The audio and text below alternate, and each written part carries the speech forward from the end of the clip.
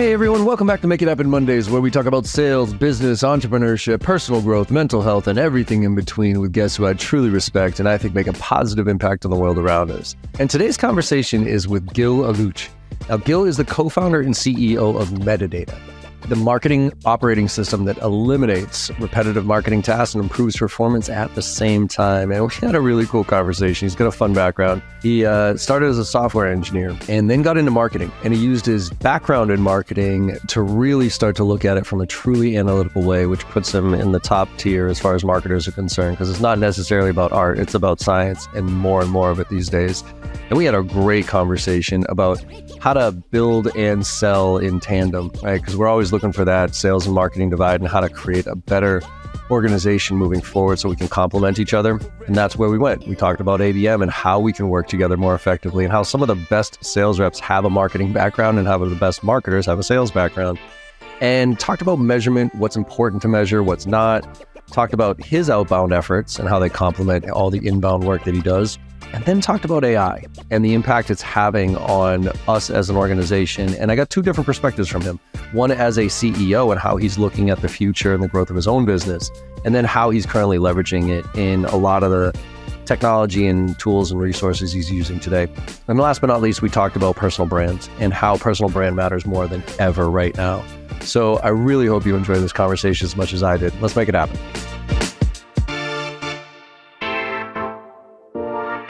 Hey everybody, welcome back to Make It Happen Mondays. I am here with Gil. What's going on, my friend? How you been? I'm been great. It's great to be on your podcast. I'm really excited about that. Thank you for having me. Yeah, we were having some fun conversation before this that I think we're going to parlay into some really interesting stuff of where we're all going, because you and I share very similar thought process and where we are right now from a market standpoint and where things are going with AI. But before we do that, give everybody some context here, Gil, where you're coming from and what you're up to these days so that people have some understanding of the expertise you're about to drop on us here. All right. Name is Gil Allouche. I'm the founder and CEO of Metadata.io. We're building the operating system for the B2B marketer using AI and other things to automate the demand generation and other functions in the B2B marketing. My background, I'm a software engineer. I'm a robotics engineer in my background, actually, and security before. Always wanted to start a company. In between starting a company and being a software engineer, I did an MBA in Boston. Okay. And then I spent almost a decade running marketing for a few B2B companies. The first one was actually in Somerville, above Citizen Bank, nice. In Davis Square. Somerville kid, yeah. Somerville. Somerville, it's hilarious. Haven't heard that for a long time. It's not that bad. I don't know why it has that reputation, but I think it's just because it's an easy name, but it's not. I actually lived in Somerville. I loved it. Somerville was super nice. Yeah, in comparison to some other places, it was actually super nice. And yeah, as an engineer, I didn't have any of the Don Draper, Mad Men intuition and the coolness of.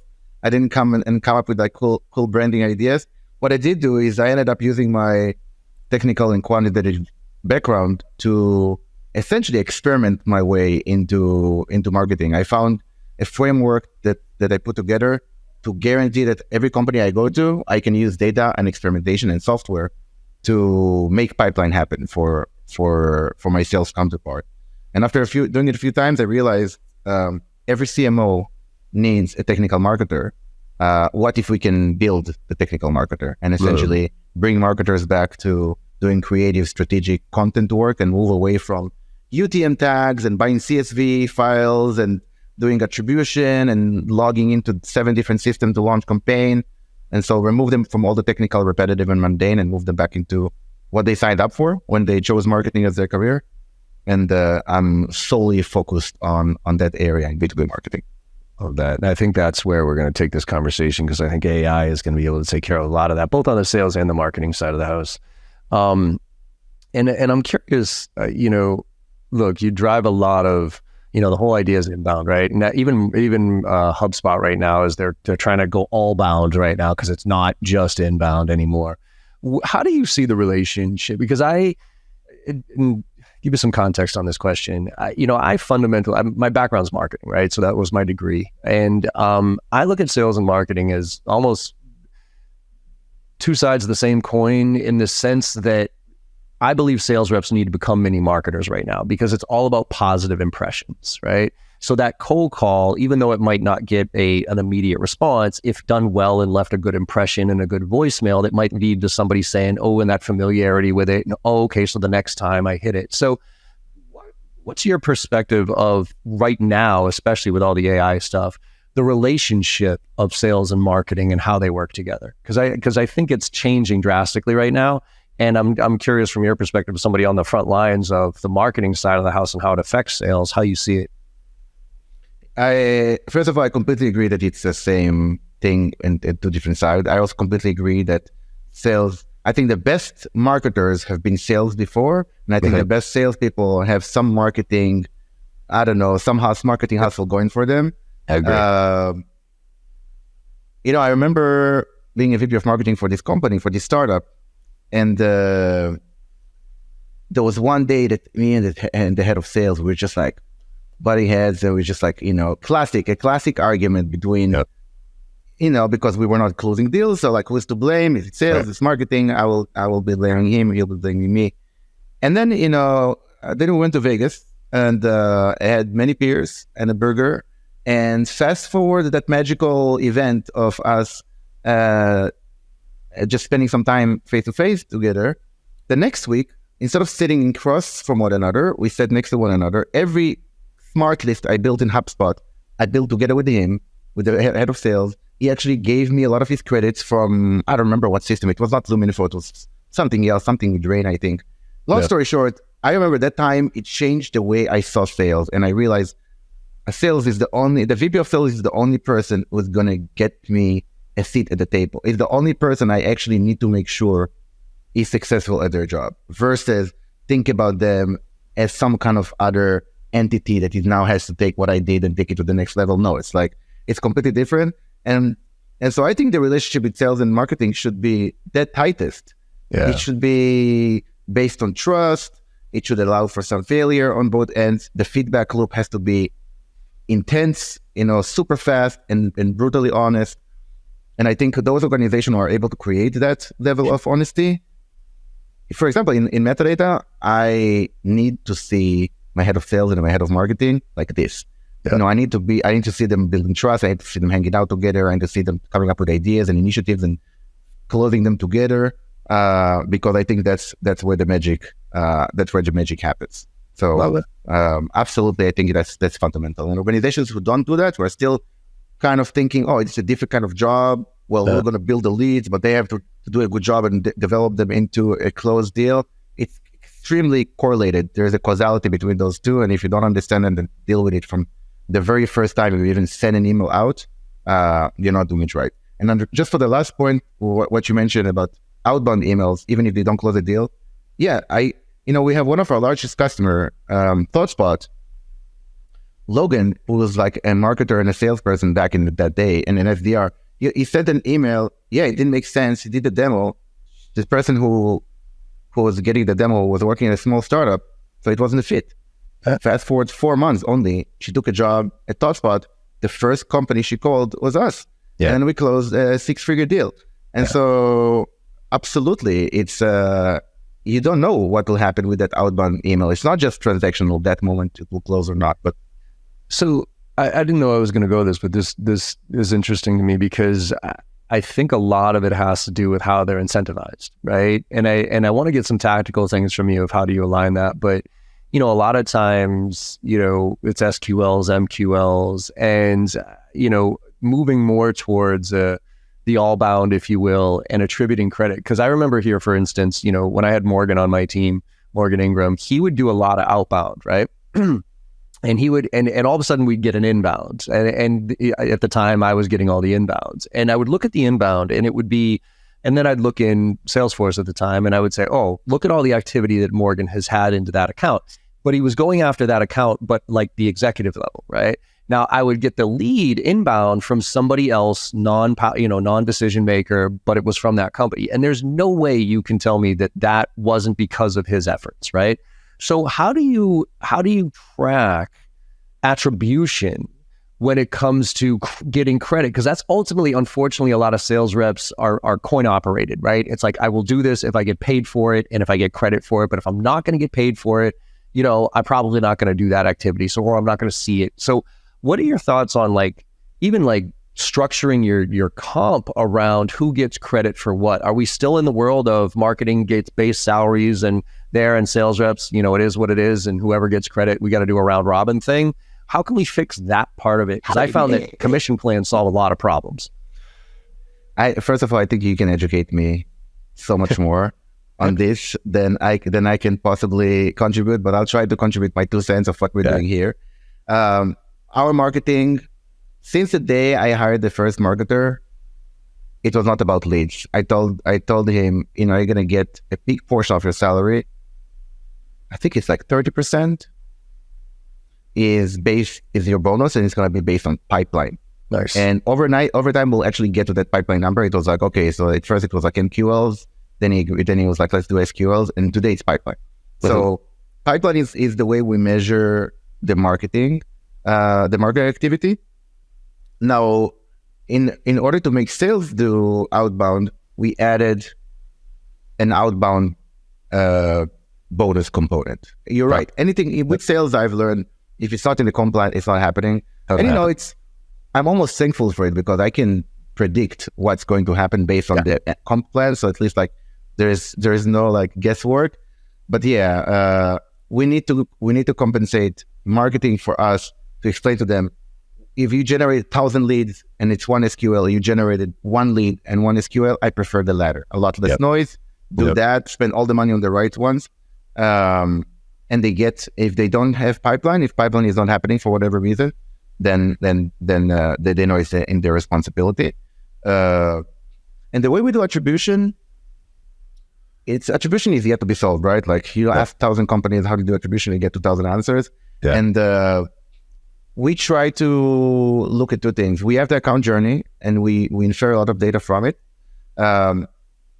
The way we will look at inbound for marketing is we'll give credit for the marketing in metadata for the inbound opportunity only if there was no opportunity before, and the person that they brought in directly from that first click is the decision maker, the primary decision maker of that opportunity.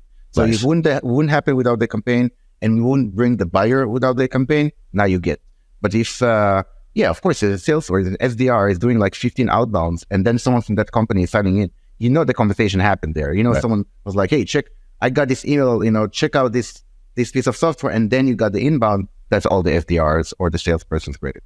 Love it. And actually, you brought something up there about using data to go after the right clients, which I don't think enough companies do. And you told that as I was prepping for this, it was either on a podcast that you were on or whatever, where you talked about how when you first started Metadata, you sold to everybody. You were out there, you'd be like, oh, this is great for everybody. And I'd like, okay, great. And then you quickly realized, wait a minute, the 80-20 Pareto's rule of, okay, I really only should be focusing my efforts. Could you walk us through that little journey and how that, what was it that the light bulb went off of, wait a minute, this isn't working. We really should just get hyper-focused on ICP.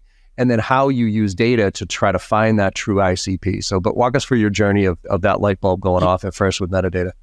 Yeah, and it's an ongoing journey, because I'm thinking about it. I'm refreshing this right now. It's just we are slowly getting better at it, and we can optimize for better and better things. So the first time, you're right, we would outbound and try to go after anyone who would pay us. Yeah. That got us a lot of noise and also a lot of negative signals. I would have a lot of people getting the wrong experiment with the product because it would not work for them whatsoever.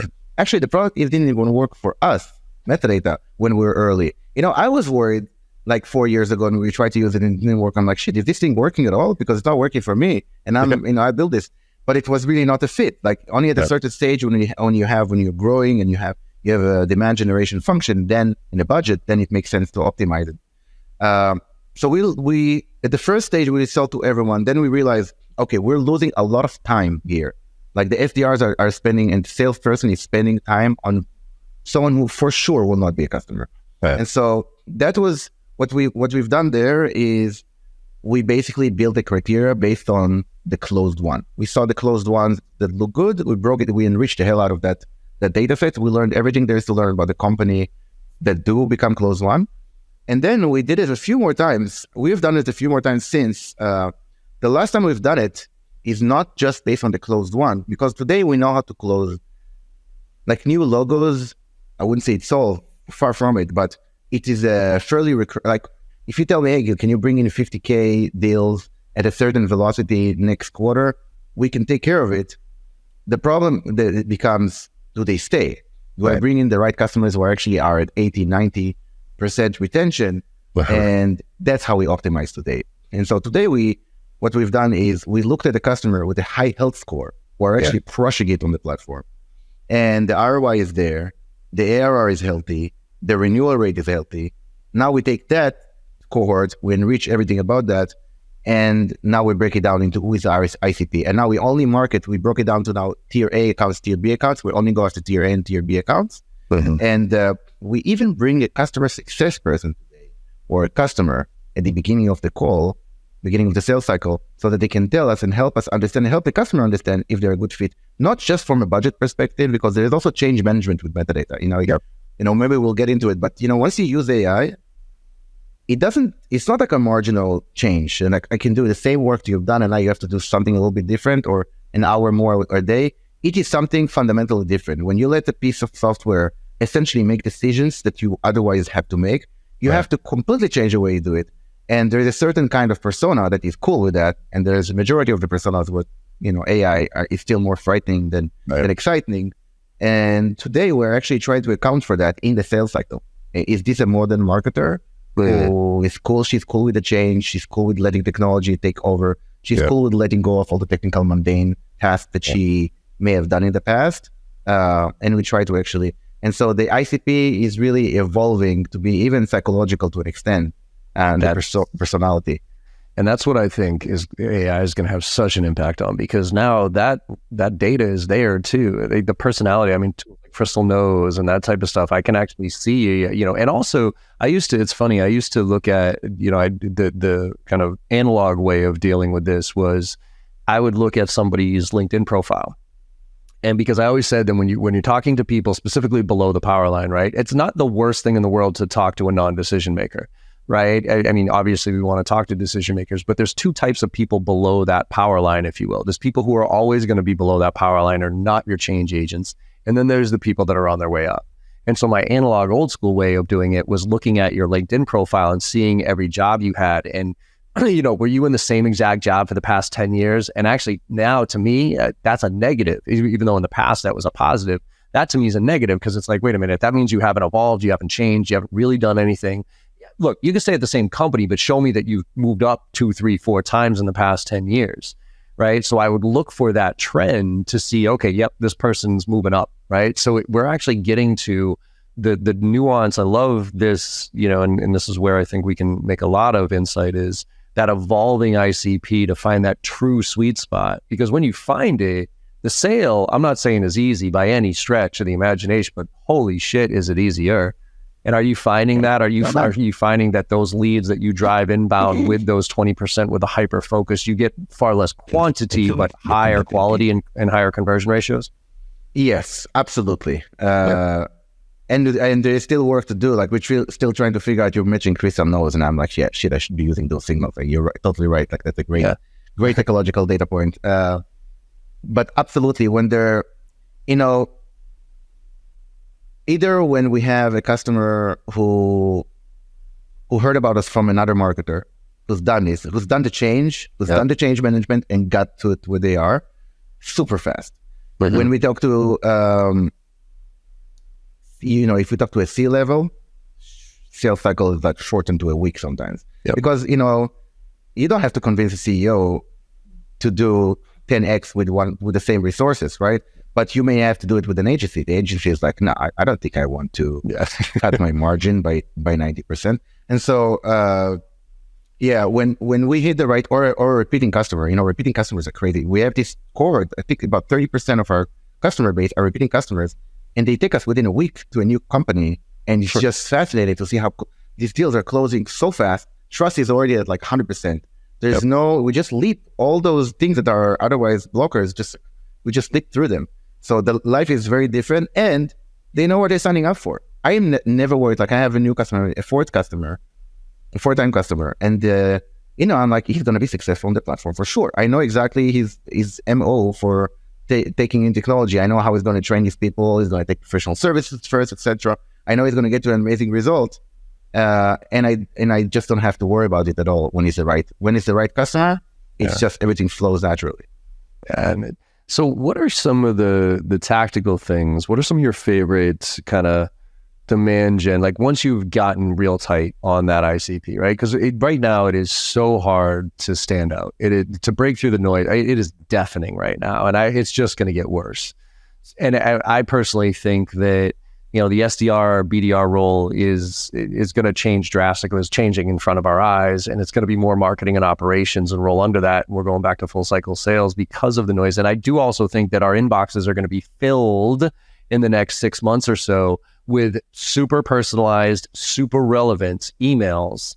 And I don't care whether that's coming from a human or not, quite frankly. So what are some of the things that you're doing outside of kind of the macro ABM kind of touch points everywhere, making sure that there's familiarity in the market? Are there some super tactical things that you're seeing work right now that you could share with the audience? Yeah, there are a few playbooks that are working really well for us. The first one is a classic one. I'm not innovating here. Is G2 buyer intent. You get G2 buyer intent as well as qualified signals, good buyer intent signals that end up in your Salesforce, and you're basically getting insight into an existing buying cycle. So even if you don't have lots of marketing money, or your demand gen is low, you at least want to know if a customer that looks like your best customer is currently in a buying cycle. At the very least, you want them to consider you.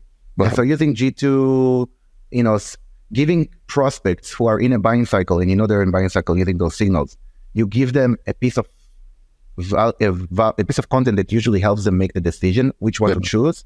So we do this. If you're in a buying cycle, we identify you. We'll give you a piece of content that compares the top players in this particular category you're looking into. That is a quick win. Nice. Because they want this piece of information. It's completely customer driven. So it's not like you came up with this. It's customer reviews driven. So it's objective data that you aggregate and give it to them at the time where they're actually assessing. So you basically save them some time. It seems to be working well. Another one is user gems. User gems gives you a really nice, it's another intent signal that gives you data about people changing. And since our best cohort are repeating customers, we know so early now when there is change in the org, and then we go and have an outbound motion. And I want to pause on that for a second, because I've said this before, and I want to make sure people listening to this are very clear, especially some of the younger kids out there making calls. The trigger, if you will, of somebody moving to another role is actually a fantastic one, right? Yes. Only if they've had experience with your solution before, right? Because, and correct me if I'm wrong here, Gil, if you go to another spot, say you start a new role at a new company, how likely is it for you to invest in a brand new software / technology / service you've never talked about before? Zero. Like, how likely is that? Very low. Exactly, right? So, but I mean, and look, I'm the biggest benefactor, and it sounds like you are too. Like, when I get a VP of sales who loves the training and they pop over to some other company, it's not even a sales call. It's like, hey, John, when can you get started here? I gotta, exactly. It's like, all right, great, done. So it's like, there's this misnomer out there that, somebody just moved. Oh, you just got a new job. Congratulations, Gil. Like, hey, whatever. It's like, dude, that all you should be saying in that regard is, hey, congrats, Gil. Saw you just got the new role. If and when the dust settles and you're open for these type of things, would love to have a conversation with you. Otherwise, here's some cool resources. Good luck. But don't you dare try to, it's neat. No, let me talk to you, because there's not a shot in hell, and you're probably actually going to ruin the opportunity in the long term if there is one there, right?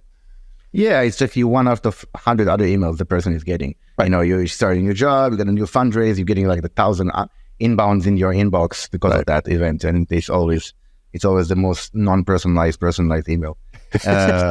Yeah, no, I'm there with you. So, but when it's used right, and Abdullah is doing a phenomenal job, it's just like he sent six opportunities in like the first super small email he sent. It's just like when it's super when the campaign is very specific in customer, like someone changing their career, the messaging there, everything there is about that particular trend, the response rate is very, very high. Yeah. I see that. Yeah.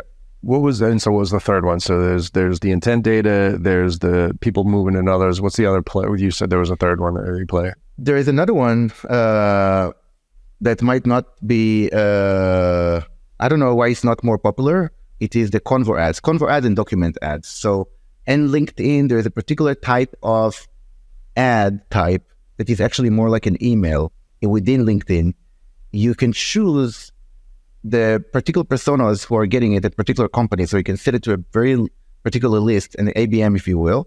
Yeah. And it doesn't go to their other inbox. It's basically LinkedIn handles the email mechanism for you. They make sure not to email them too much. They put it at the top of the inbox.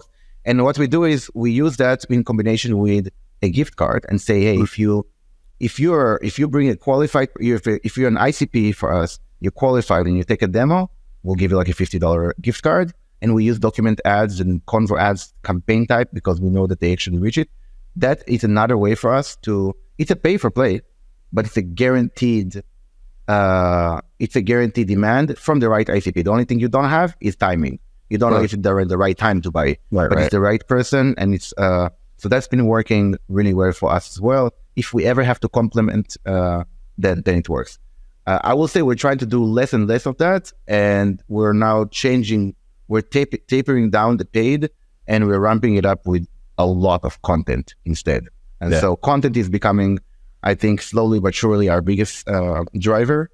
And for the long term, I think that's the bet we're making.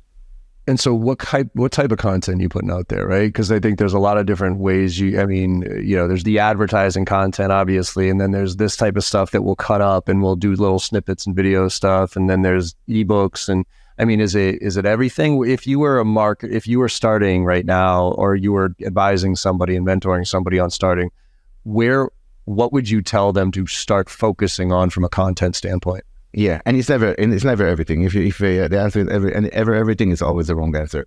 Yeah. For a startup, it's like maybe 3 things that you can do.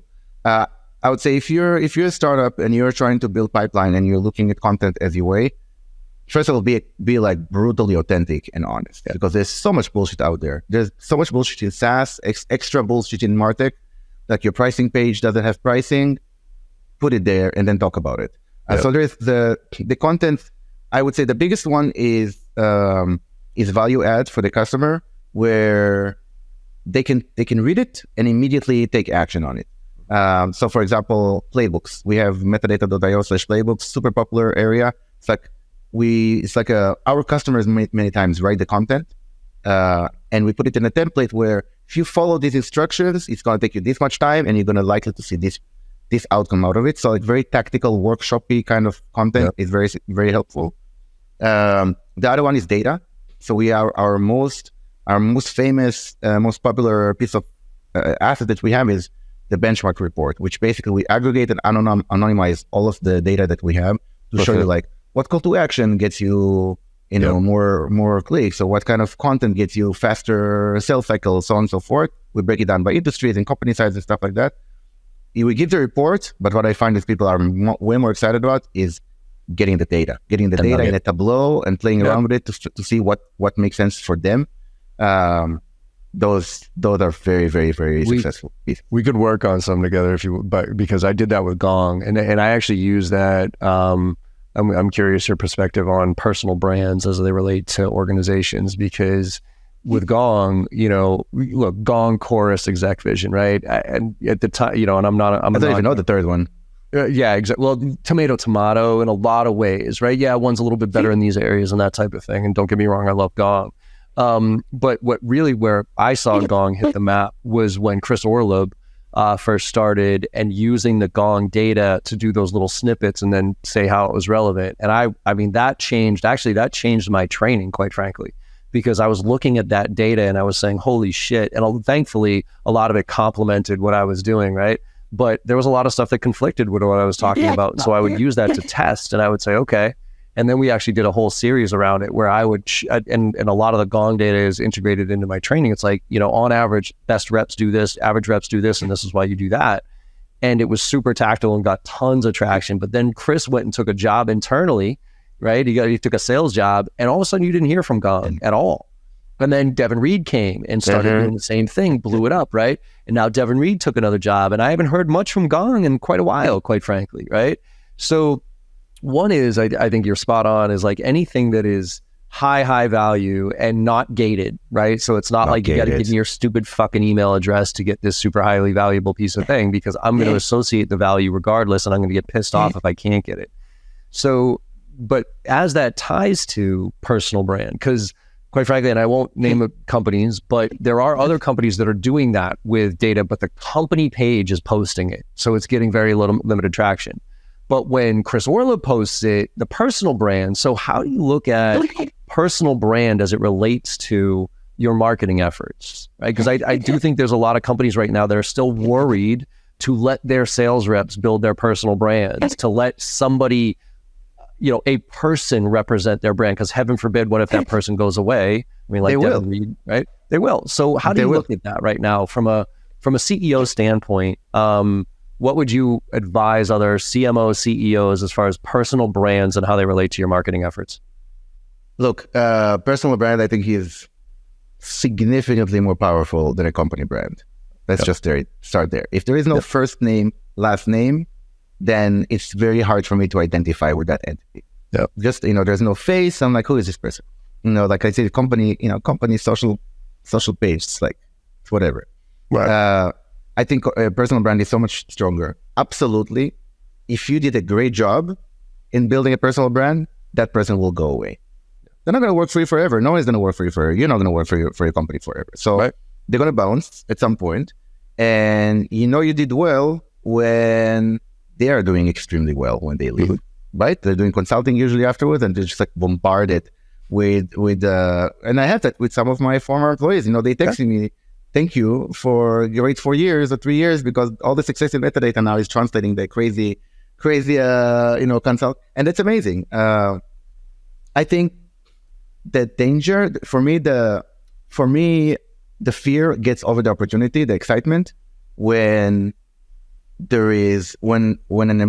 person will divert the brand benefit to some third party website or a brand. So like if an employee is doing their own personal branding, and like fast forward 2 years and now they have their own brand, their own website, that's conflict of interest there. Yeah, I would say until it gets to that point, and maybe avoid that point by setting up expectations ahead of it. Say, hey, I want you folks to build your own brand. It doesn't have to be only your domain expertise too, meaning we're a martech company. So of course our marketing team needs to have a brand. I need to have a brand. That's classic, of course. I'll work on that. But what's preventing me from the head of sales is creating a brand on building a great sales organization that works with the market. What prevents my head of people talking about building a culture that is surviving these times, whatever. There is nothing preventing us to do it. I think personal brands are for the win. I invest in them. I'm happy to invest in consultants to help coach my executives or employees how to come up with better posts, better content, so on and so forth.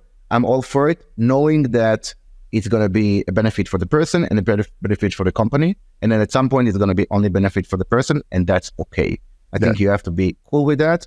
And if you set expectations ahead of it, you have X amount of years that you benefit from it. Otherwise, they're going to bounce and do it somewhere else. I think a person who wants to build a personal brand, a person who is ambitious, maybe a little bit of an entrepreneur bug, is a huge blessing. You just have to learn how to divert that energy in a way that is, for some time, beneficial to both you and that person. And at some point, it's going to be just for their career. It's okay because it's them.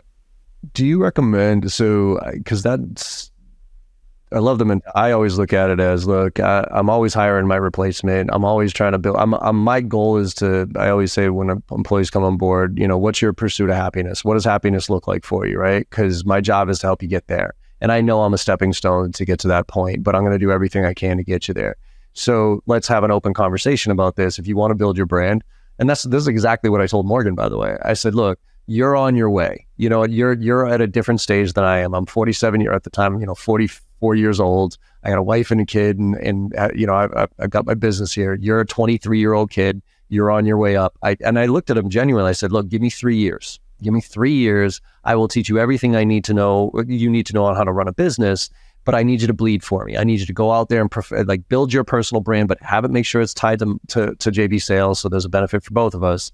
And then when the time comes, we'll look at each other and say, go. So in this world of quiet quitting and, you know, quiet firing in a lot of ways too, how do you have that conversation? How do you personally have that conversation with the team you're building to set expectations of, hey, I want you to stay here as long as we both are getting value out of this, but I understand this. Are you that like authentic and transparent about it? I got there. First of all, God bless you for having this conversation with Morgan. I think that's so beautiful that you had that and had such.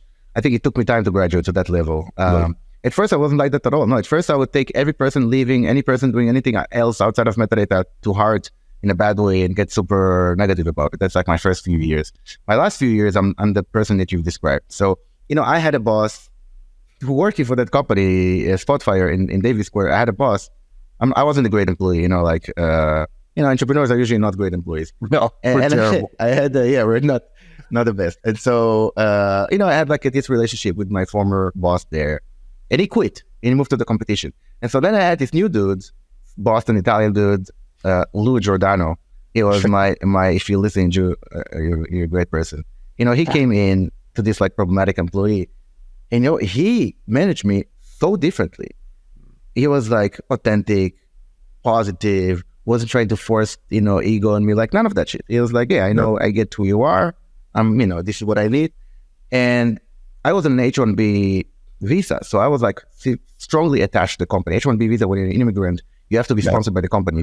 If you're fired, you have 30 days to find a new sponsorship. And if not, you're out of the country. So you're like a little anxiety about that. I remember you're talking about like silent resigning or silent firing. My default action would be to find a job and let them know 2 weeks before that I found a job. Especially that will minimize my risk because I needed to get the sponsorship. With this guy, he built so much trust that I came to him and told him, look, I think it was July. It's July. Now, I'm going to move to Silicon Valley soon, in 4 months. I told him I already have a ticket. So it's happening. I'm telling you 4 months ahead, you can either fire me now and basically tell me go yourself. You know, like it's not, you know, I don't care about it anymore because I know you're gone. Or, you know, we work together on doing the best transition. You know, I told him I didn't find a job yet. I don't even have any prospects, but I need to find a job. So we can basically do this together. Like I'll transit, you know, we have 4 months to figure out how to best part ways. And he loved it. You know, he helped me find a job. He flew me somewhere else. He took care of me in terms of the visa. He was a reference for me for my next job. It was amazing, the difference, like what happened. And so I remember that, and I tell that story time after time in my current company to remind people, if you're burnt out, if you don't want to work here, if you find a different opportunity, whatever it is, tell me as early as possible. We'll figure it out with you. And then, you know, we'll give you a severance. I'll be your biggest fan. And I'll give you I want you to be successful. So the more I know and the more we do these things together, it works out. It also helps having this conversation when the person just starts. You know, I had a conversation with my head of marketing, my former head of marketing, when he just started. He was with me for 4 years. And I told him, Jason, let's make this deal where there is no silent. Like, if you're thinking about moving, tell me. And if I think about moving you out, I'll tell you, and we're going to have the most brutally honest conversation. And I promise to have this with you. I promise to never surprise you. And he told me, yeah, I promise to never surprise you either. And we literally had this, and we would have it. And sometimes we would decide, no, this is not the time we should continue. And then one time we decided, no, it is 4 years later. This is a good time to part ways in a great way. And it happened, and I'm so thankful for it. And it wouldn't have happened if it wasn't for that conversation, building the trust over time.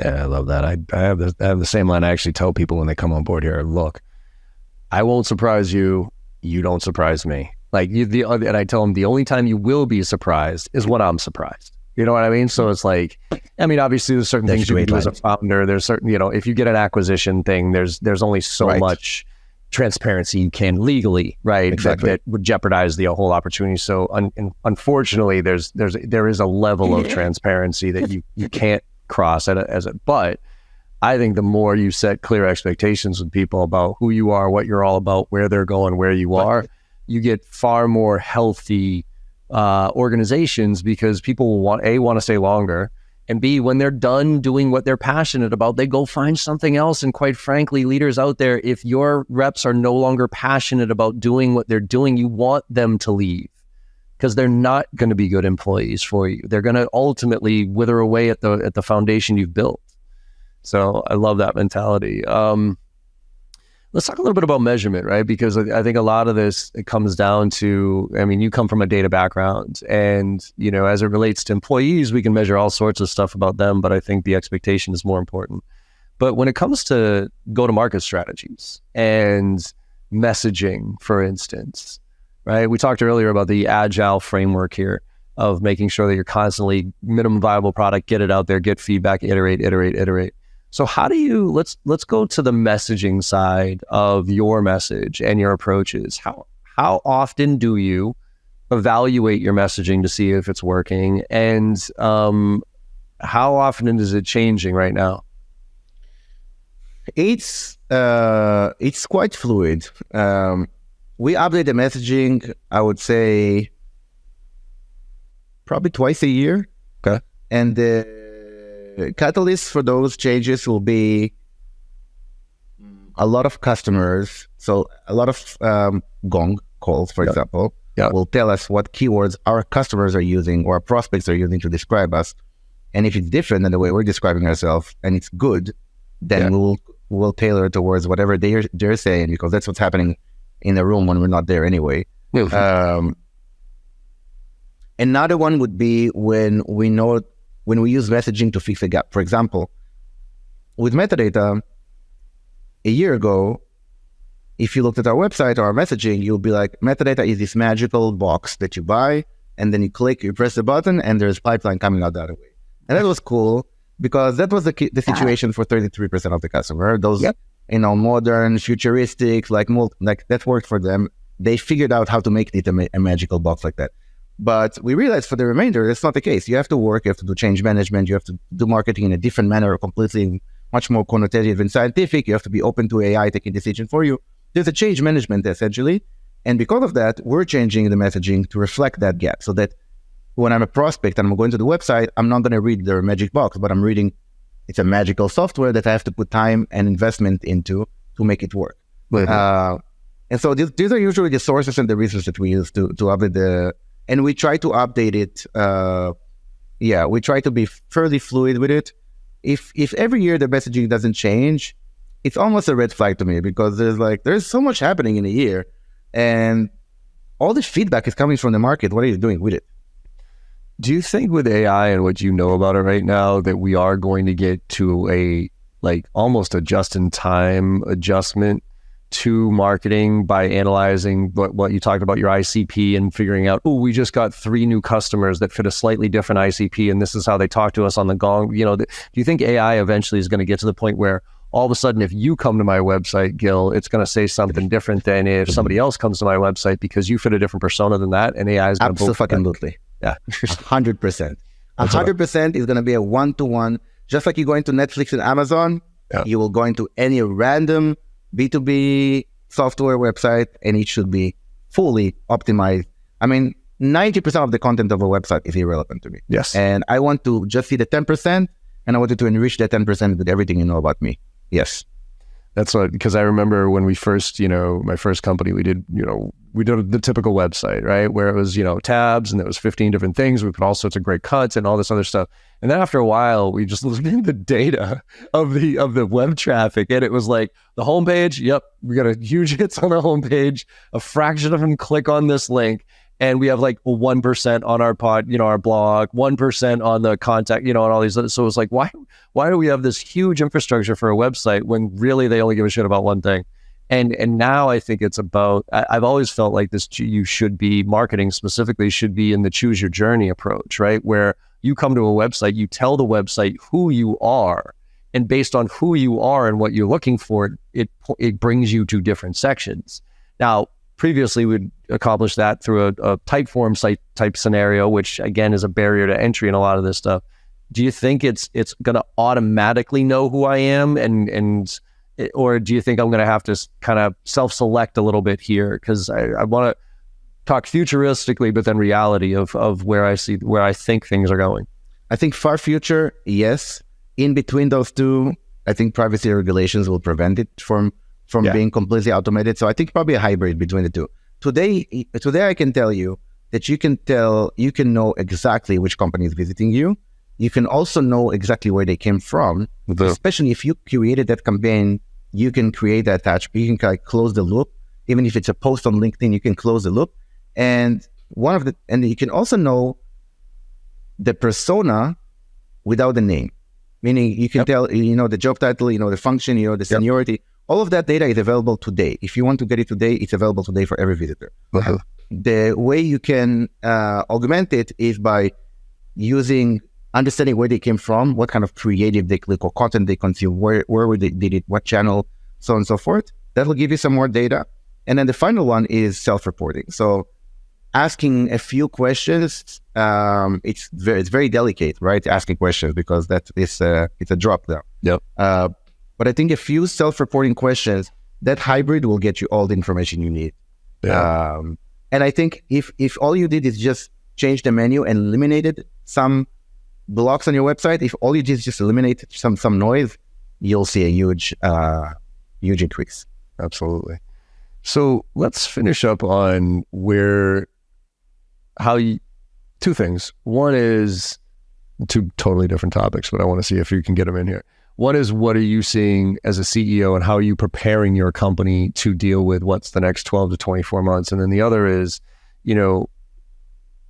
as a CEO, what do you respond to these days? But let's start with the first one. Let's start with, if somebody's prospecting to you, because I always like to give the audience a little bit of perspective of, hey, you're an ICP of some people out there. So how does a CEO think, right? A lot of people are like, oh, why the hell should I reach out to the CEO? Why the hell should I, you know what I mean? And they're also scared. But I want to talk just briefly about, what are you doing right now, for instance, to prepare your team for all the variables that we know are coming? And AI is one of them, and it's the massive one. But there's a lot more. I mean, the economy, the wars, all this other stuff. So what are you doing to make sure that you're a resilient business right now that can flex as we move into this brand new world of AI and everything else? So first and foremost is economy. I tell the company, when the economy was thriving, we were thriving, and that's great. When the economy is not thriving and we're not thriving as much, is not great, and we need to figure out how to thrive in this economy. Yep. So sure, the economy might come back in a month, in a year, yep. And when it does, it's going to be beautiful. Right. But until then what? What are we? How do we make sure that we're thriving in an economy that is challenging? Because there are plenty of companies who do. Yeah. And to focus on that. And so we're obsessing around that exact element. How do we become a painkiller in a down economy? Two things together, super sticky and in the shitty economy. And that's basically the first way we're dealing with it. And everything that we do should be around the metrics that are relevant for a tough economy: GRR, unit economics, sales cycle, things like that. Okay. As to the second one, AI, I try to tell people that those things are happening, whether we like it or not, and you can see it two ways with every AI technology. You can go through the levels of denial and anger and this is not happening, and then one day you wake up and it's there, and now you're surprised because you were not ready. Or you try to do reconnaissance, way ahead of time, go way ahead of time, try to really understand what's coming years before. If you're a truck driver, go become the truck driver who teaches and trains the AI to do automated. If you're working in a factory or doing logistics, be the person who works in a logistics company that is using robots. The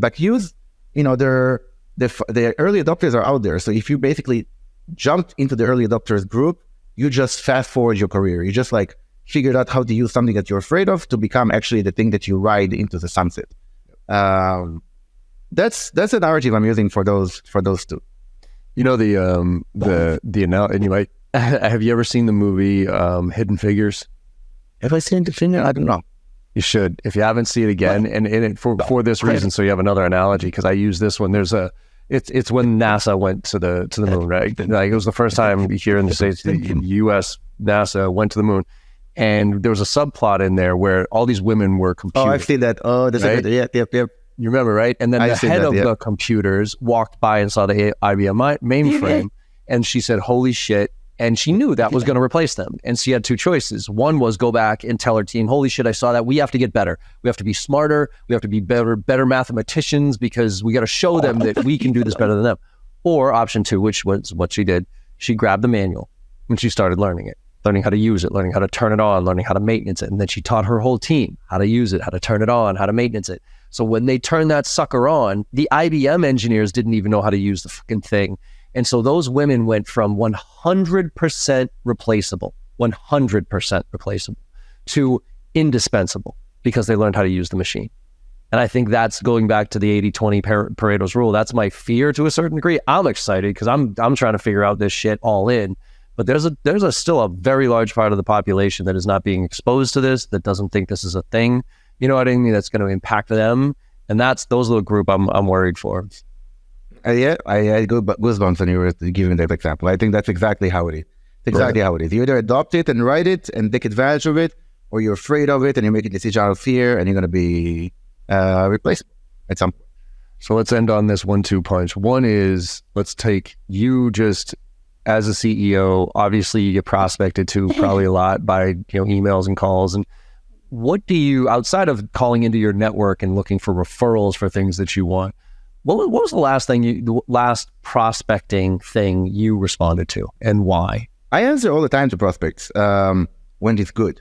So I would say 90% of it is not good. So it's just easy. I literally look at my inbox on LinkedIn, on my inbox, and 90% of the emails look the same.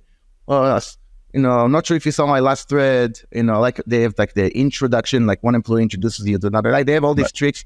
That's like 90% of the noise. I don't respond to any of that.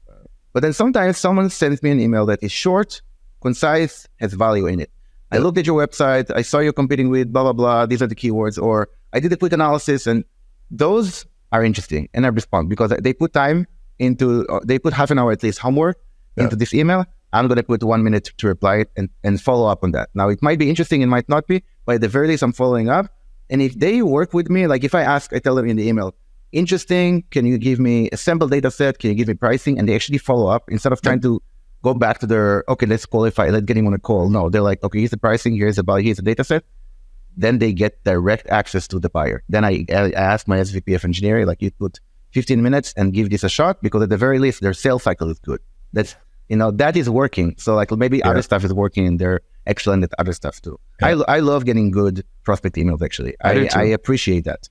I responded to one today, as a matter of fact. And again, I think it goes back to that personalization and relevance, right? So in this world, and this is what I hope, I really hope this shakeout in the SaaS industry is going to fix the grow at all costs mentality and the mass cadences blasting out to a million things. Going back to that 80-20, those 20% hyper-focused ICP, and then doing some fucking homework on them and making it real, and not using fake, triggers, if you will, of, hey, congrats on the new reward or whatever it might be. So on that note, Gil, love the conversation here. Let's give the audience places to go follow you. I mean, now they know how to, like, what it takes to get your attention, but if for Metadata and what you're doing right now, if you want to just explain some of the cool things and who you focus on. So if there's anybody out there listening to this, because I'm thinking of a lot of things based on this conversation that I want to talk to you about personally, as far as my company is concerned. So talk to me about exactly who you serve, and then what some of the cool things that you're doing that people can get in touch with you about.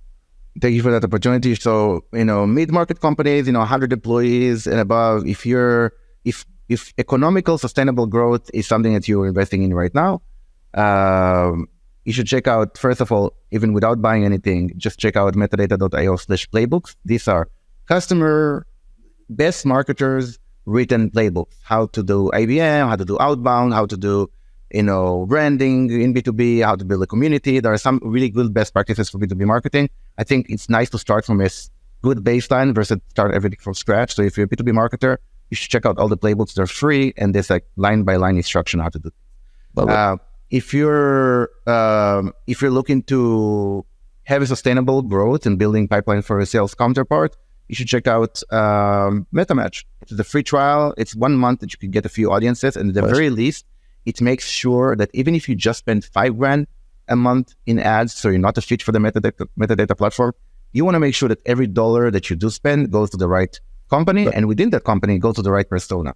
And you can leverage that data set across channels that previously were locked to you. Like Instagram doesn't have B2B targeting. Facebook doesn't have B2B targeting. But once you create that targeting layer with MetaMatch, you can apply it to those channels and open up those channels and probably get like customer acquisition costs that are a lot lower cost. So MetaMatch, Playbooks, those are two good resources, even for startups to check out. Very cool. And then what's the best way to connect with you? Is it LinkedIn? Is it LinkedIn, as well as Gil at metadata.io. I'm always happy to talk. Perfect. And for those of you listening, it's Gil, and then last name Allouche. How do you pronounce that? Just so I don't clutter it. Allouche. You actually got it right, which is amazing. But it's just Gil at metadata.io is my name. Cool. All right, perfect. So awesome, Gil. Well, thank you so much for coming on, man. I really enjoyed the conversation. I'm looking forward to staying connected here. Right? Same here. Thank you so much for having me. Have a great rest of the week. Absolutely. And everybody, I hope you enjoyed the conversation as much as I did and got something out of it, made you think a little bit differently, and get on that bus as far as AI is concerned, because it's leaving. And if you ain't on it, it's going to be a pretty shrinking world, if nothing else. So look, and like I always say at any of these podcasts, at the end of all of them, go out there and make somebody smile today. Because look, no matter how bad your day went or you think it's going, you make somebody smile, you know you had a good day, and the world needs a lot more of that right now. So thank you all very much. And I'll see you on the other side. I hope you enjoyed that conversation as much as I did. With your support and our incredible guests, we're one of the top sales podcasts out there right now, and I can't thank you enough. Now, to keep the momentum going, it would mean the world to me if you could go and leave a 5-star review on your favorite podcast platform and share some of your favorite episodes with your network. Also, check out my new website at www.johnm.barrows.com. where you'll find even more ways to engage. There's a ton of free content, and you can also get trained from me directly as an individual or for your team. Look, I'm out there selling every day just like you are, and I'm doing my best to stay on top of all the latest trends in technology. So if you're looking to level up and you give a shit about this profession of sales, let's connect and let's make this happen together.